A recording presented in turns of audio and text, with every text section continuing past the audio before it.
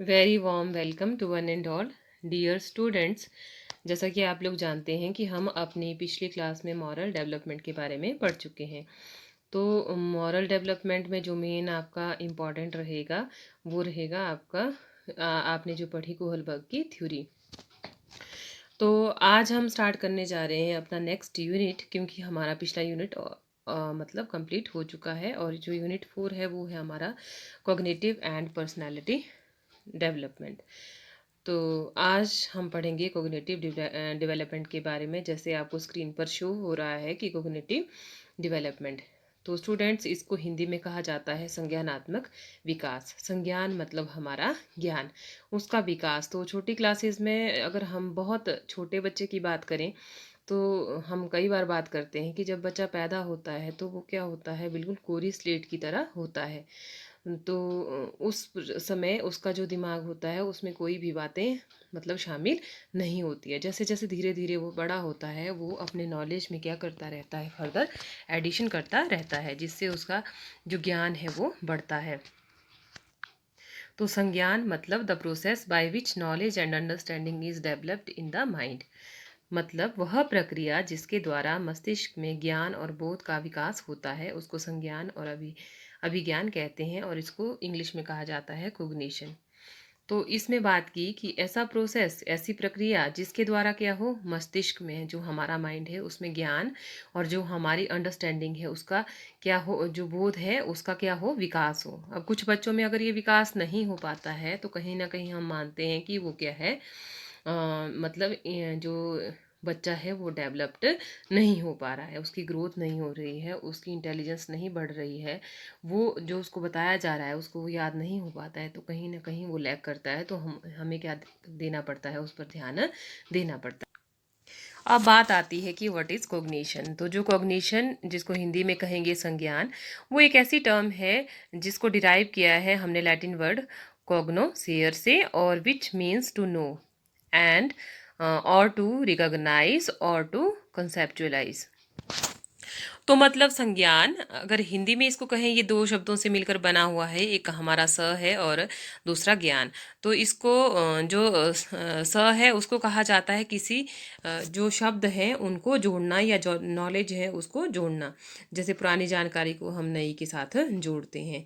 तो और दूसरा जो ज्ञान होता है वो ज्ञान मतलब दोनों शब्दों को अगर हम मिलाएं तो उसका जो एक्चुअल मीनिंग होता है वो वह निकलता है कि वह ज्ञान जो संगठित हो, मतलब कंबाइन हो, जिसको हम रिकॉग्नाइज कर सकें, जिसको हम कंसेप्चुलाइज कर सकें, जिसको हम जाने, टू नो, उसको हम क्या करें, कहेंगे संज्ञान। तो आगे अगर इसमें बात करें तो it refers to the mental processes and organism learns members understands perceives. जो एक पर्सन रिमेंबर कर सके, लर्न कर सके, ऑर्गेनाइज कर सके अपने नॉलेज को, उसे हम क्या कहेंगे, संज्ञान कहेंगे। तो जो एक्सपर्ट्स होते हैं वो आर्ग्यू करते हैं कि जो कॉग्निशन है हमारा वो प्रोग्रेस करता है हर एक स्टेजेस में। मतलब जैसे छोटा है तो उसका ज्ञान कैसा होगा, वो कितना सोच पाएगा, जैसे जैसे वो बड़ा होगा वो अपने ज्ञान में किस तरह का चेंज लाएगा। तो उसी को हम बात करते हैं। हेंस द जो फ्रेजेस है cognitive development which is the stage of a child goes through conceptualise the word at different age level. तो हर एक लेवल के लिए इसमें अलग तरह की बात की गई है। अब संज्ञान के बाद आती है हमारी संज्ञानात्मक विकास की बात कि व्हाट इज कोग्निटिव डेवलपमेंट। तो जो कोग्निटिव डेवलपमेंट है वो डिस्क्राइब करता है हाउ दीज मेंटल जो प्रोसेसेस हैं develop from birth until adulthood. In other words, what kind of cognitive skills is a 4-year child capable of compared to a 6-year old। जैसे एक 4 साल का बच्चा है, अगर उसको हम 6 साल के बच्चे के साथ कंपेयर करें तो मतलब वो किस तरह का उसका नॉलेज होगा, किस तरह की उसकी कॉग्निटिव स्किल्स वहाँ पे डेवलप होंगी। तो the acquisition of the ability to think, reason and problem solve. मतलब एक किसी पर्सन की एबिलिटी सोचने की, ठीक है, कारणों का पता लगाने की, और जो समस्या है उसको हल करने की, जो एक पर्सन की एबिलिटी है उसको ही हम कहेंगे कॉग्निटिव डेवलपमेंट। तो ये प्रोसेस होता है जिसके कारण जो पीपल्स होते हैं thinking changes across the life span. पूरे लाइफ में उसकी जो थिंकिंग है वो टाइम टू टाइम क्या होती रहती है, चेंज होती है। किससे चेंज होती है? नॉलेज से। अब आप अपने आप को देख रहे होंगे कि आप बीएड में आए हैं तो कई नई चीज़ें आपको क्या मिल रही है, यहाँ पर सीखने को मिल रही है। तो जो आपको नॉलेज देता है उससे आप कुछ ना कुछ अच्छा सीखते हैं। जो मतलब जो नॉलेज है उसमें आप क्या करते रहते हैं, एडिशन करते रहते हैं। तो वो भी क्या है कि मतलब अप टू डेथ, ठीक है, हम अपने नॉलेज में क्या करते रहते हैं, एडिशन करते रहते हैं। तो छोटा बच्चा घर में सीखता है, घर के बाद स्कूल में सीखता है, स्कूल के बाद फ्रेंड से सीखता है, अपनी सोसाइटी से सीखता है, कम्युनिटी से सीखता है। हर जगह वो कुछ ना कुछ क्या है, सीख रहा है। तो इस पिक्चर से आपको क्लियर हो रहा होगा कि ये क्या है, हमारा पूरा माइंड है जिसमें हर बात हम सुनते हैं और वो हमारे माइंड में क्या हो रही हैं, ऐड हो रही हैं। मतलब हमारे जो ज्ञान है उसमें एडिशन हो रहा है। अब कुछ चीज़ों को हम फॉरगेट करते हैं और कुछ चीज़ें क्या रहती हैं, फॉर एवर हमें याद रहती हैं। जैसे आजकल बात करें, आपको बहुत सारे असाइनमेंट्स मिल रहे हैं और असाइनमेंट्स का सभी को क्या है, बहुत ज़्यादा फोबिया है कि कैसे करें, अब कैसे सॉल्व करें, हमने इतने ज़्यादा क्वेश्चंस दे दिए हैं आपको। तो उस केस में कि माइंड में कहीं ना कहीं वो चीज़ क्या है, चल रही है, ठीक है। तो अगर आप उसको सोचने से बेटर है कि अगर उसको करने पे ध्यान दें तो इजीली हो जाएगा। तो मतलब जैसे आप घर में भी फेस कर रहे हैं प्रॉब्लम को, कोई बीमार है, हर एक चीज़ को, परिस्थिति को। अब एक पर्सन का अपना टैलेंट करना है आपको, लेकिन आप स्मार्ट वे में उसको कैसे करें, तो वो टैलेंट एक पर्सन का होता है। अगर आप नॉलेजेबल पर्सन हैं, एक मतलब आपके अंदर संज्ञान है, तो वो क्या करेगा, हर काम को इफ़ेक्टिवली, मतलब आपकी वो एबिलिटी है कि आप उस काम को कैसे पूरा करें। नेक्स्ट अब हम इसमें बात करेंगे अप्रोचेज ऑफ कोग्निटिव डेवलपमेंट, मतलब संज्ञानात्मक विकास के उपागम। जब भी हम अप्रोचेस की बात करते हैं तो अप्रोचेस वो होती हैं जो एक पाथ, जिस पाथ को फॉलो करके हम उस ज्ञान को सीखते हैं। तो फर्स्ट हमारा रहता है अटेंशन। अगर हम पे अटेंशन करें हर चीज़ को सीखने की तरफ कि हमने वो काम सीखना है, अगर ध्यान दें तो क्या होगा, हम उस काम को बहुत इजीली सीख पाएंगे। जैसे अगर चारों तरफ एक बच्चा पॉजिटिवली सोचता है तो उसके संज्ञान में क्या होती है, वहाँ पे वृद्धि होती है। तो जितना अटेंशन हम किसी चीज़ को सीखने के लिए देंगे उतने इजीली भी हम सीख लेंगे और अच्छी तरह से भी उस काम को सीखेंगे। सेकंड अप्रोच जिसकी रहती है मेमोरी, जिसको कहते हैं स्मृति। जब बच्चा अपने चारों तरफ के वातावरण में अवधान विकसित करता है, ठीक है, अटेंशन जब वो देता है तो उन सूचनाओं को दिमाग में इकट्ठा कर लेता है, जिसे स्मृति कहते हैं। अनेक सूचनाओं का संग्रहण ही क्या है, स्मृति है। तो वैसे जो सीखा जाता है उसको जब हम मेमोराइज करते हैं तो उसको हम क्या कहते हैं, स्मृति कहते हैं, जो हमें हेल्प करती है कोग्निटिव डेवलपमेंट में।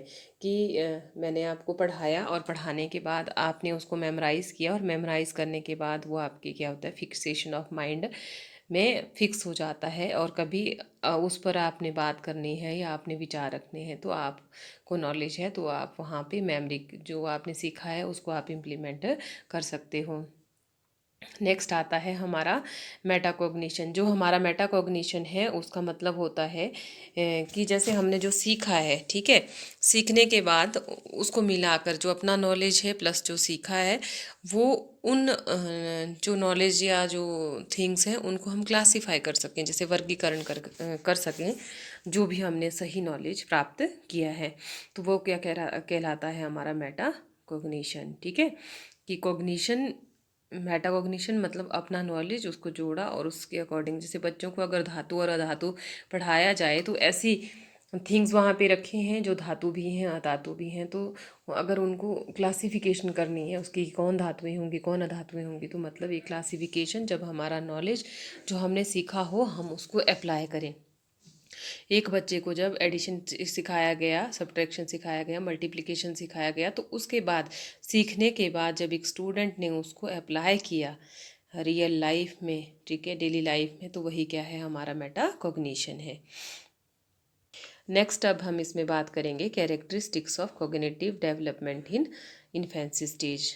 तो जब हम कैरेक्टरिस्टिक्स की बात करते हैं कॉग्निटिव डेवलपमेंट की, तो इन्फेंसी आपको पता है कि वो टाइम पीरियड जब बच्चा क्या होता है, बहुत ज़्यादा छोटा होता है। तो स्टार्टिंग में हमने बात की कि जब बच्चा पैदा होता है तो वो कैसा होता है, एक कोरी स्लेट की तरह होता है, ठीक है, ब्लैंक स्लेट होता है उसका माइंड, उसके माइंड में कुछ भी नहीं होता है। तो धीरे धीरे अगर फर्स्ट मंथ में बात करें तो बच्चों को सिर्फ इतना नॉलेज होता है कि उसको भूख लगती है, नींद, सोता है वो, जब उसको भूख लगती है तो वो रोता है, अपने हाथों पैरों का वो यूज़ करता है, ठीक है, और तरह तरह की वो क्या करता है, साउंड वहाँ पे निकालता है। उसके बाद हम जैसे सेकंड मंथ में बात करें एक बच्चे की, तो वो क्या करता है कि दूसरे मंथ में जैसे अगर साउंड वहाँ पे है तो साउंड के प्रति वो क्या करता है, वस्तुओं को देखता है और वातावरण में होने वाले परिवर्तनों के प्रति क्या रहता है, वो सजग रहता है। तो अपने पेरेंट्स को देखता है जो उसको अपनी तरफ बुलाते हैं तो वहाँ पे हंसता है, ठीक है, अगर दूर जाते हैं तो रोता है। इतनी उसमें क्या हो जाती है, वो थिंकिंग वहाँ पे उसकी डेवलप हो जाती है। नेक्स्ट बात करें फोर्थ मंथ में, तो स्टूडेंट क्या करता है चौथे माह के दौरान, शिशु को जब, एक बच्चे को जब वस्तुएं दी जाती है पकड़ने के लिए, तो वो क्या करता है, उनको पकड़ता है और तरह तरह की वहाँ पे आवाज़ें करने लगता है। माँ और परिवार के प्रति, प्रियजनों को देखकर वो क्या है, मुस्कुराता है वहाँ पे। सिक्स्थ मंथ में वो जो आवाज़ों का क्या करता है, अनुसरण करता है, मतलब उनको रिपीट करने की क्या करता है, वो कोशिश करता है, अपने मुंह में वस्तुओं को पकड़ कर रखने का वो क्या करता है, प्रयास करता है।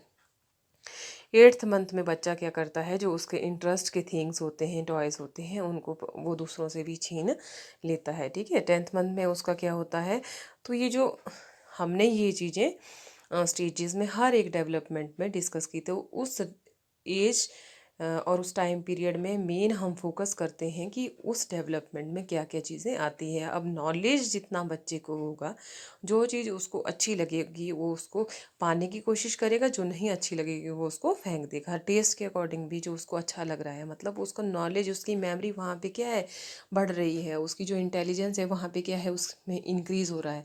उसको याद है कि इसका बिटर टेस्ट होता है, इसका अच्छा होता है, ये मुझे अच्छा लगता है, ये मुझे बुरा लगता है। मतलब वो जो चीज़ें हैं उनको वो मतलब याद करने की कोशिश करता है, मेमोराइज़ करने की कोशिश करता है और देख के लोगों को पहचानने की कोशिश करता है। तो यही एक तरह का क्या होता है, हमारा कोग्निटिव डेवलपमेंट होता है।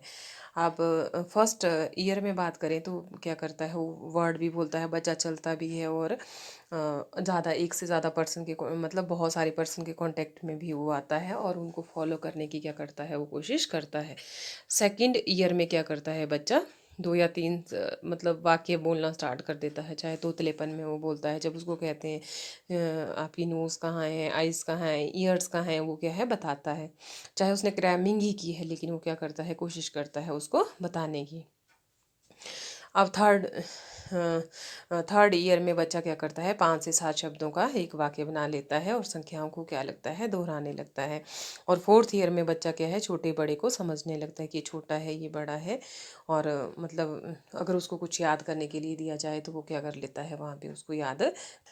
अगर हम 5वें वर्ष में मानसिक विकास की बात करें तो 5वें वर्ष के दौरान बच्चा क्या करता है, बहुत बड़े वाक्यों को बोलता है और मुख्य रंगों को पहचानता है, और छोटे बड़े बच्चे मतलब कौन किसके साथ वो खेलना चाहता है, किसके साथ नहीं खेलना चाहता है, उन सारी चीज़ों का क्या रखता है, वो ध्यान रखता है। और 6th ईयर में क्या होता है, वो मतलब गिनती भी याद करता है, अपने टेस्ट के अकॉर्डिंग चीज़ों को पसंद भी करने लगता है, जो उसने खाना हो उसको उसकी वो डिमांड भी करता है, जो उसने पहनना हो उसको वो पसंद भी करता है, और मेमोरी के अकॉर्डिंग जो उसको अच्छा लगता है उसके अकॉर्डिंग क्या करता है, वो क्रियाएं, प्रतिक्रिया अपनी दर्शाता है। तो नेक्स्ट इसमें आता है हमारा characteristics of cognitive development in childhood. तो जो चाइल्डहुड बाल्य अवस्था है हमारी, इसमें मानसिक विकास की विशेषताओं की अब हम इसमें बात करेंगे। तो अब बच्चा स्कूल जाने लायक हो जाता है उसमें 7th ईयर्स में।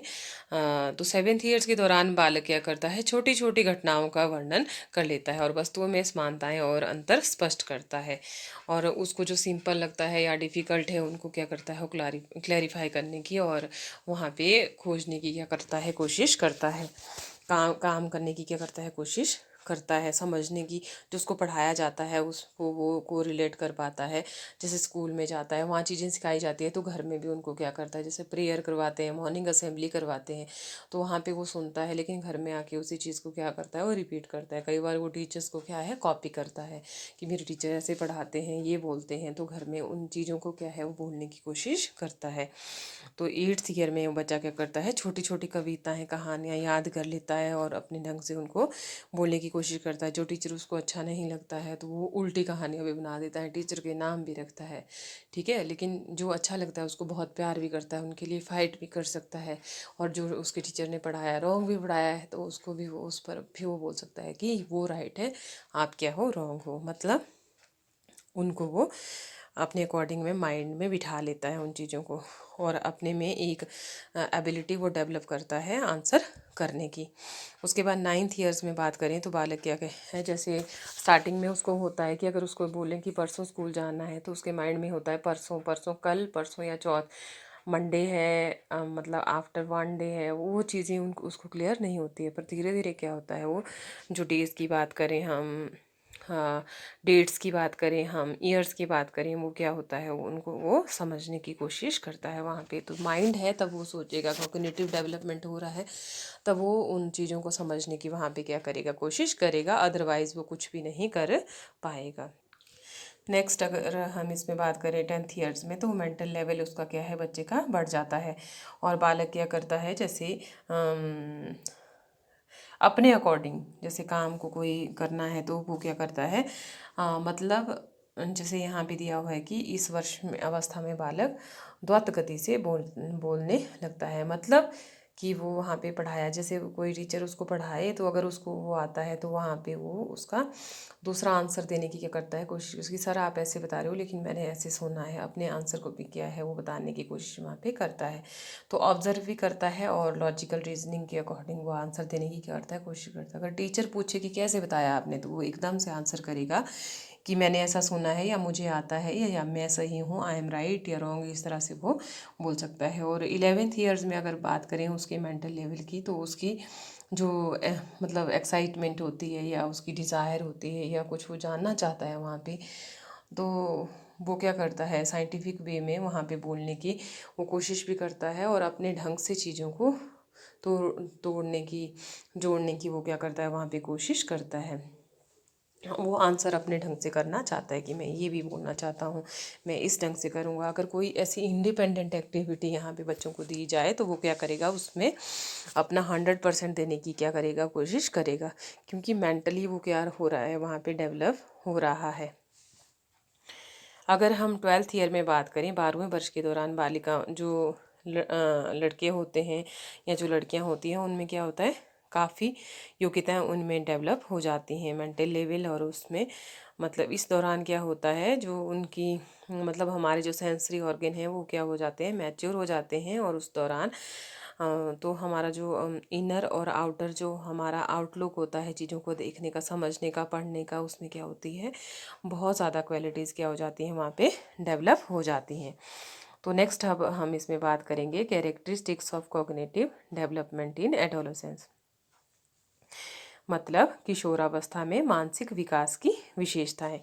तो अगर हम किशोरावस्था में बात करें मानसिक विकास की विशेषताओं की, तो ये टीनेज इसको कहा जाता है। तो इसमें वो क्या करता है, पे अटेंशन करता है हर चीज़ को, उसकी क्षमता बहुत ज़्यादा हो जाती है हर चीज़ को समझने की और ध्यान लगाने की, हर चीज़ को सोचना कि मैंने पढ़ना है तो मैं पढ़ूंगा तो अच्छा होगा, बेनिफिट होगा, कोई अच्छी बात बताई जाएगी तो उसके बारे में भी सोचेगा, बुरी बताई जाएगी उसके बारे में भी सोचेगा, अपना ओपिनियन भी क्या है उसमें डालेगा।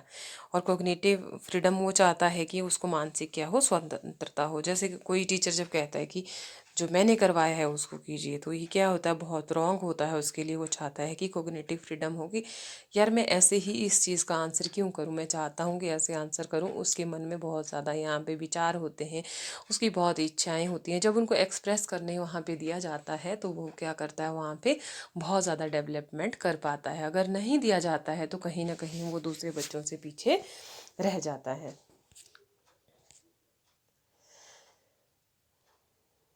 अगर हम अगर हम इसमें नेक्स्ट बात करें थिंकिंग की, एडोलेसेंस एज में कैरेक्टरिस्टिक्स जो है एक बच्चे की कॉग्निटिव डेवलपमेंट की, तो जो किशोर होते हैं, जो एडोलेसेंस में जो स्टूडेंट्स होते हैं, उनकी जो मेंटल लेवल है, थिंकिंग है, वो वहाँ पे जो तर्क करने की जो या सोचने की जो शक्ति है वहाँ पे बहुत ज़्यादा बढ़ जाती है। उसकी सहायता से वो क्या है, डिफरेंट टाइप्स के जो क्वेश्चंस होते हैं या जो प्रॉब्लम्स होती हैं उनके जो सॉल्यूशन होते हैं और जो प्रॉब्लम्स होती हैं उनको सॉर्ट आउट करने की वो स्टूडेंट क्या करता है, वहाँ पे कोशिश करता है। तो वो वहाँ पे पार्शियलिटी नहीं चाहता है स्टूडेंट, और उसके विरोध में वो कुछ भी मतलब वहाँ पे कर सकता है वो बच्चा। तो मैक्सिमम डेवलपमेंट ऑफ इंटेलिजेंस वहाँ यहाँ पे एडोलेसेंस में बच्चों का हो जाता है। तो 15 वर्ष में तो जोन्स और कोनार्ड ने कहा कि जो बच्चे होते हैं वो मतलब टोटली मतलब डेवलप्ड वहाँ पे होते हैं, अधिकतम उनका विकास हो जाता है। कल्पना शक्ति की बात करें, इमेजिनेशन की, तो बच्चों डे ड्रीम्स, दिन में ही सपने देखना वो स्टार्ट करते हैं कि ऐसा हो जाए, ऐसा हो जाए, इस तरह से वो सोचते हैं, अपने अकॉर्डिंग अपनी दुनिया वो सेट करते हैं। ठीक है, कुछ तो कल्पना शक्ति को मतलब जैसे आर्ट की बात करें, म्यूज़िक की बात करें, उसमें खो जाते हैं।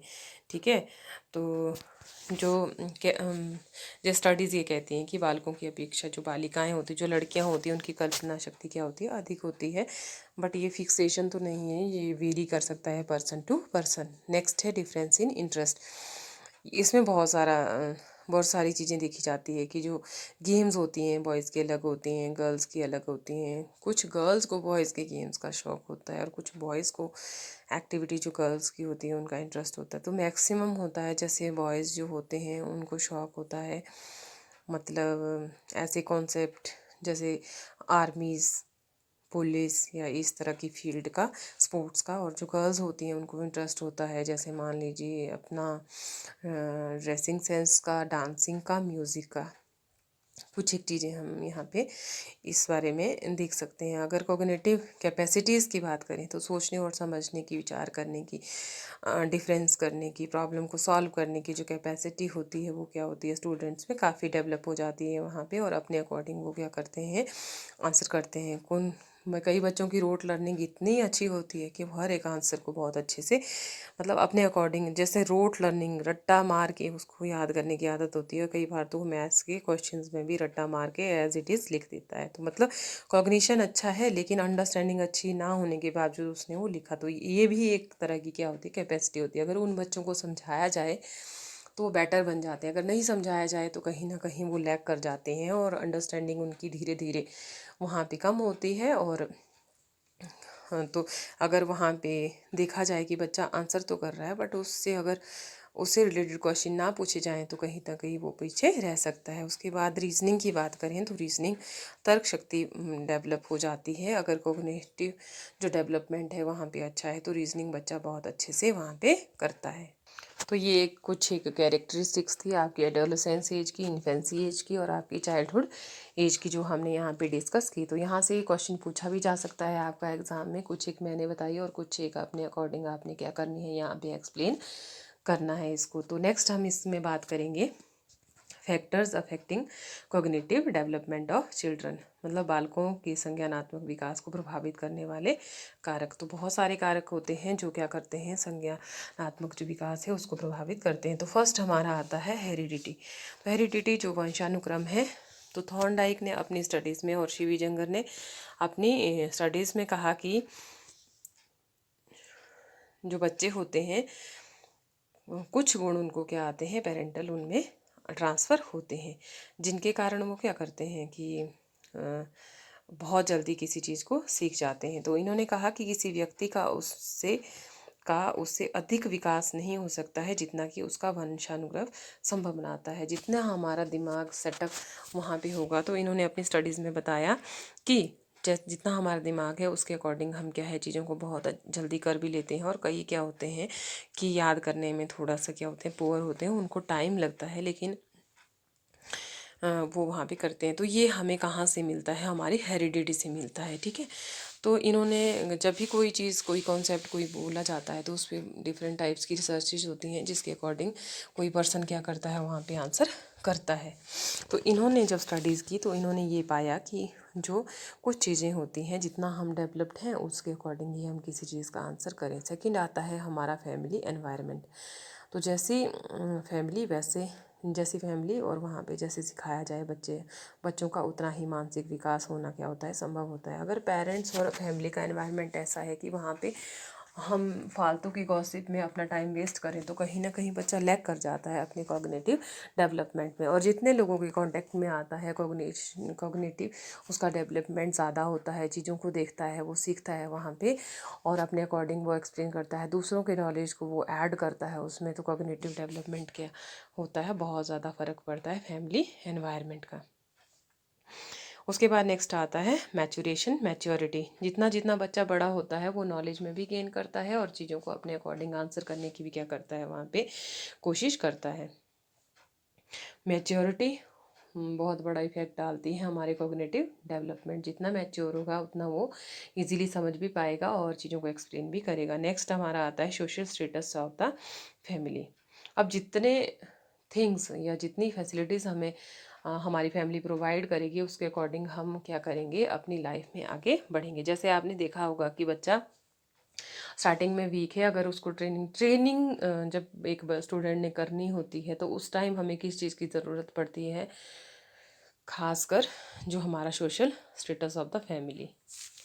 ठीक है, जैसे कि पैसा चाहिए, इकोनॉमिक स्टेटस और सोशल स्टेटस। सोशल स्टेटस में अगर हेल्प करेगी हमारी सोसाइटी हमें आगे बढ़ने के लिए कि आपका बच्चा इतना अच्छा है, इस फील्ड में डालिए, हम भी हेल्प करते हैं, आप भी हेल्प कीजिए। अगर वो सजेस्ट करते हैं, अच्छा एक प्लेटफॉर्म दे पाते, तो कॉग्निटिव क्या होता है, वहाँ पे डेवलपमेंट बच्चे का होता है। लेकिन गलत रॉन्ग साइड में ले जाएंगे तो क्या होगा, वहाँ पे कॉग्निटिव डेवलपमेंट नहीं बल्कि क्या हो जाएगा, वो बच्चा लैग कर जाएगा हर एक चीज़ में। तो हमारी स्कूलिंग क्या करती है, बहुत बड़ा रोल प्ले करती है हमारे कॉग्निटिव डेवलपमेंट में। तो जैसे स्कूल और जैसे टीचर हमें मिलते हैं उसके अकॉर्डिंग वो हम क्या करते हैं, अपने कॉग्निटिव का क्या करते हैं, कॉग्निशन का डेवलपमेंट करते हैं। तो हो सकता है कि फिफ्थ तक जो सब्जेक्ट बहुत अच्छे रहे होंगे, हो सकता है आगे वीक हो जाएं, या जो बहुत वीक रहे होंगे, अगर आगे टीचर मिले या स्कूल आपको अच्छा मिला उसके अकॉर्डिंग आपकी लाइफ में क्या आए, चेंजेस आए। तो प्रॉपर एजुकेशन अगर हमें मिलती है तो उसके अकॉर्डिंग भी क्या होता है, हमारी जो एजुकेशन है वो डेवलप करती है मैंस जो उसकी फैकल्टी होती है, स्पेशली हिज माइंड। तो जैसी एजुकेशन है वो हमारे माइंड को क्या करती है, डेवलप करती है। तो उसके बाद आता है एजुकेशन ऑफ पेरेंट्स की। जितने एजुकेटेड हमारे पेरेंट्स होंगे उसके अकॉर्डिंग वो भी क्या होंगे, बेनिफिशियल होंगे हमारे कोग्निटिव डेवलपमेंट के लिए। तो इसका भी बहुत बड़ा फ़र्क पड़ता है बच्चों की कोग्निटिव डेवलपमेंट में। उसके बाद आता है हमारा सेक्स। ठीक है, जो लिंग है, जैसे हाँ लड़का है या लड़की है, तो कई बार क्या होता है, अब तो ये कॉन्सेप्ट थोड़ा सा ज़्यादा फैक्टर नहीं डालेगा, लेकिन इंटरेस्ट होता ही है थोड़ा कि बच्चों को, बॉयज़ को, मतलब सभी लड़कियों को, ज़रूरी नहीं कि आर्मी का शौक़ हो, पुलिस का शौक़ हो, या कुछ कुछ को होता है, मतलब इंडिविजुअल डिफरेंस तो रहता है। लेकिन मेनली जो इंटरेस्ट होता है, म्यूज़िक में जाएँ, डांसिंग में जाएँ। कुछ लड़कों को भी डांसिंग का शौक़ है लेकिन सबको नहीं होगा। ठीक है, सिंगिंग का शौक़ है, आर्ट का शौक़ है। तो हर एक चीज़ में जैसे जैसे लड़कियां हैं उनका इंटरेस्ट अलग हो सकता है और लड़कों का इंटरेस्ट क्या हो सकता है, अलग हो सकता है। उसके अकॉर्डिंग भी क्या है, उनका कॉग्निटिव जो वहाँ पे डेवलपमेंट होता है वो होता है। उसके बाद नेक्स्ट आता है हमारा मास मीडिया। तो मास मीडिया का भी बहुत इम्पॉर्टेंट रोल, या कहें कि एक बहुत बड़ा फैक्टर है जो हमारे कोग्निटिव डेवलपमेंट पे क्या करता है, असर डालता है। अगर किसी रॉन्ग मैसेज को आप बहुत आगे ले जाएंगे तो आपने देखा होगा आजकल बहुत बड़ा इशू बन जाता है। ठीक है, तो मास मीडिया भी कहीं ना कहीं कोग्निटिव डेवलपमेंट में बहुत बड़ा फैक्टर है जो अफेक्ट करता है हमारे कोग्निटिव डेवलपमेंट को। रॉन्ग इन्फॉर्मेशन है तो रॉन्गली हम अपने जो माइंड में जो थिंकिंग है या नॉलेज है या मेंटल लेवल है उसके अकॉर्डिंग हम अपने चीज़ों को क्या करेंगे, सेट करेंगे। हमारी थिंकिंग भी क्या हो जाएगी, वैसी हो जाएगी। तो जैसा मीडिया वैसा हम बन जाएंगे। तो मेनली जो हम एक चीज़ से भी नॉलेज को गेन करें, दूसरे से भी, तीसरे से भी, तो ये क्या है कि ये अफेक्ट तो करता है हमारे कोग्निटिव डेवलपमेंट को। दूसरा आता है लर्निंग अपॉर्चुनिटीज़। तो जो लर्निंग अपॉर्चुनिटीज़ हैं उसके अंतर्गत आता है कि आपको कितने अवसर दिए जा रहे हैं सीखने के लिए, उसके अकॉर्डिंग क्या करेंगे आप चीज़ों को सीखेंगे। नेक्स्ट हमारे पास आता है एज एंड एजुकेशन। कहा कि जैसे जैसे एज बढ़ेगी उतना क्या होगा, कोग्निटिव डेवलपमेंट बढ़ेगा। उसके बाद सेंस ऑर्गेन्स, अगर हमारी जो ज्ञानेंद्रियां हैं उनमें कोई प्रॉब्लम नहीं है तो हमें जैसे दिखाई अच्छा देता है, सुनाई अच्छा देता है, हम फील कर सकते हैं, स्मेल कर सकते हैं, हर चीज़ हम में अच्छी है, तो कहीं ना कहीं ये फैक्टर भी क्या करेगा, अफेक्ट करेगा हमारे कोग्निटिव डेवलपमेंट को। उसके बाद आता है हमारी इंटेलेक्चुअल एबिलिटीज़। तो हमारे में जो इंटेलिजेंस है, जो तर्क करने की शक्ति है, जो हमारी मेमोरी है, जो हमारी इमेजिनेशन है, तो वो सारी चीज़ें भी क्या है, कॉग्निटिव डेवलपमेंट वहाँ से हमारा होता है। तो हम में कितनी एबिलिटी है किसी काम को करने के लिए। तो मैंने एक एग्जांपल दिया था कि जो आईएएस का लास्ट जैसे पर्सनल इंटरव्यू होता है, जब उसमें डबल मीनिंग वाले क्वेश्चन पर्सन को दिए जाते हैं तो वहाँ पे उसकी इंटेलेक्चुअल एबिलिटी चेक की जाती है कि वो उसका कौन सा मीनिंग ले रहा है, पॉजिटिव ले रहा है या नेगेटिव ले रहा है। तो डबल मीनिंग वाले जब क्वेश्चन आप सुनते होंगे तो एक पर्सन जो इंटेलेक्चुअल लेवल उसका अच्छा है वो क्या करेगा, उसका पॉजिटिव वे में उसका आंसर देगा। तो कई टेस्ट ऐसे होते हैं एंड मतलब जो पर्सनल इंटरव्यू होते हैं वो ऐसे होते हैं जिसमें एक पर्सन का इंटेलेक्चुअल एबिलिटी उसकी क्या की जाती है, वहाँ पे चेक की जाती है। नेक्स्ट आता है टीचर। तो टीचर के बारे में तो आप जानते हैं, जैसे टीचर वैसे स्टूडेंट्स, ठीक है। उसके बाद आता है हमारा फिजिकल हेल्थ। हेल्थ अच्छी तो हम क्या होंगे, कोग्निटिव डेवलपमेंट हमारा वहाँ पे क्या होगा, अच्छा होगा। उसके बाद आता है हमारा economic status of the family. Economy भी बहुत बड़ा रोल प्ले करती है कि जैसे आपको बुक्स चाहिए होंगी, बुक्स नहीं मिल पाएंगी तो आप कैसे पढ़ पाएंगे। अगर आप आजकल है जैसे फ़ोन चाहिए बच्चों को, नहीं मिल पाएगा तो वो नहीं पढ़ पाएंगे। तो फैसिलिटीज़ भी क्या कहीं कहीं बहुत इम्पॉर्टेंट रोल प्ले करती है हमारे कोग्निटिव डेवलपमेंट में। तो कोग्निशन का अगर हमने विकास करना है, उसका डेवलपमेंट करना है, तो हम क्या करेंगे कि हमारे पास ऐसी फैसिलिटी होनी चाहिए जिससे हम नॉलेज को अपने बढ़ा सकें।